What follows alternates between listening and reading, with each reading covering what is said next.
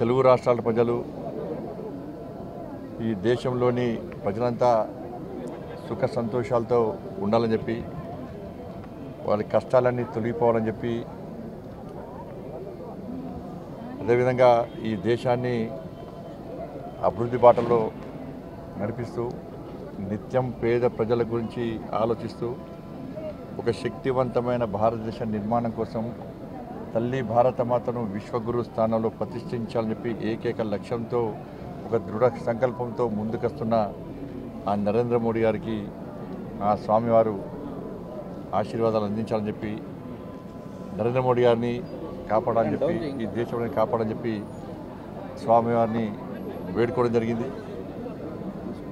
మాలాంటి కార్యకర్తలం అందరం కూడా ఈరోజు ఈ స్థాయికి వచ్చినామంటే ఆ స్వామివారు పెట్టిన భిక్షనే. అలా నిజంగా ఏడుకొండలవాడు కేవలం ఏడుకొండలకే పరిమితం కాకుండా ప్రపంచవ్యాప్తంగా వ్యాప్తి చెందినటువంటి దేవదేవాదుడు ఆ శ్రీ వెంకటేశ్వర స్వామి. కాబట్టి అటువంటి స్వామివారిని దర్శించుకోవడం చాలా సంతోషం. ఇంకా చూస్తుంటే మనం ఇప్పుడు ప్రశాంతమైన వాతావరణం ఉంది. ఒక భక్తియుత ధార్మిక వాతావరణంలో నిర్వహణ కొనసాగుతూ ఉండాలి. మనం మొన్నటి వరకు చూసినాం. మనం దేవుణ్ణి నమ్మని వాళ్ళు, ధర్మం గురించి ఆలోచించని వారు, పేరుకు నామాలు పెట్టి స్వామివారి ఆస్తులకు పంగనామాలు పెట్టేటువంటి ఆ నయవంచకులు పోయి నిత్యం వెంకటేశ్వర నామస్మరణతో ఆ స్వామివారికి సేవ చేసేటువంటి సేవకుల రాజ్యం వచ్చింది వాళ్ళు. ఇవాళ రాజకీయ నిరుద్యోగులకు పునరావాస కేంద్రంగా పదవుల కోసం ఇన్ని రోజులుగా ఈ టీటీడీని వాడుకునే ప్రయత్నం చాలామంది చేశారు. నేను చాలా సందర్భాల్లో చెప్పినాను, మేము ఎవరు కూడా ఏ మతానికి వ్యతిరేకం కాదు, ఏ వ్యక్తులకు వ్యతిరేకం కాదు, ఏ మతానికి కించపరిచే వ్యక్తులం కాదు. కానీ హిందూ ధర్మానికి వ్యతిరేకంగా హిందువులు ఆరాధ్య దైవంగా భావించినటువంటి ఈ పవిత్రమైన ప్రాంతాన్ని అపవిత్రం చేయడానికి, వారి ఆస్తిపాస్తులు పెంచుకోవడానికి, శ్రీవారి ఆస్తులను కొల్లదోయడానికి, ఇతర మతస్థులకు అధికారం అప్పచెప్పడం వలన ఎలాంటి అనర్థాలు జరిగినో మనందరికీ తెలిసిందే. అందుకే రెండు కొండలవాడ గోవింద గోవింద అనే వ్యక్తులు వేరు. ఆ అరాచక నయవంచక పాలన పీడ విరగడైంది. వాళ్ళు ఏడుకొండలవాడ వెంకటరమణ గోవింద గోవింద అనేటువంటి సేవకులు ఎవరు వచ్చారు. వాళ్ళు ఏం చేసారు? వాళ్ళు ఇన్ని రోజులుగా స్వామివారికి సేవ చేయడం ముఖ్యం కాదు వాళ్ళకి. నేను నిన్న వచ్చిన సాయంత్రం నిన్నటి నుంచి వస్తుంటే ఇక్కడ సిబ్బంది కానీ అనేక మంది భక్తులు కానీ ఇక్కడ గత పాలకులు గత కమిటీ నిర్వాహకులు చేసినటువంటి నిర్వాహకం గురించి చెప్తా ఉన్నారు. అక్రమ దందా, లంగదందా, లఫంగదందా, దొంగదందాలు చేసి వాళ్ళ స్వామివారి ఆస్తిని, జాతీయ సంపదను కొల్లగొట్టే ప్రయత్నం చేశారు.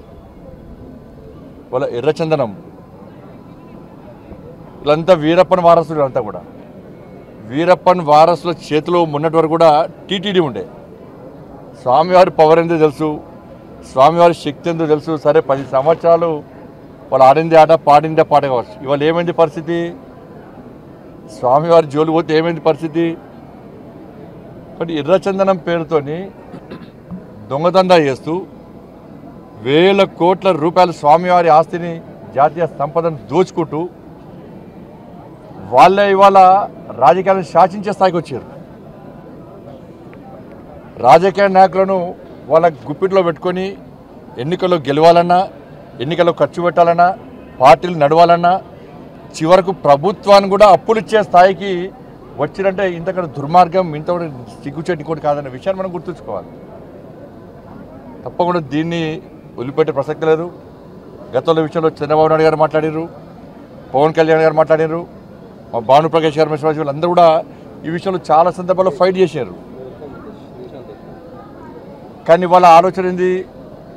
ఉన్నన్ని రోజులు ఈ ఎర్రచందనం పేరుతో మొత్తం దోచుకోవాలి, శ్రీవారి సంపదను దోచుకోవాలి, మేము కోటీశ్వరులుగా మారాలని చెప్పి ఒక దురాలోచనతో వాళ్ళు ఇన్ని రోజులు ఇక్కడ నిత్యం పాలన కొనసాగించారు. కాబట్టి దాన్ని వదిలిపెట్టే ప్రసక్తి లేదు. పూర్తిగా ఈ విషయాన్ని మా కేంద్ర హోంశాఖ మంత్రులు అమిత్ షా గారు తీసుకొస్తాం. తప్పకుండా దీన్ని నివేదికలు తెప్పించుకుంటాం. ఎర్రచందనం స్మగ్లింగ్ పేరుతోని స్వామివారి సంపదను, జాతీయ సంపదను ఎవరైతే దోచుకున్నారో, అక్రమ దందా చేశారో ఆ మూర్ఖులను వదిలిపెట్టే ప్రసక్తి లేదు. మా మీద ఏ రాజకీయ ఒత్తిడి ఉండదు.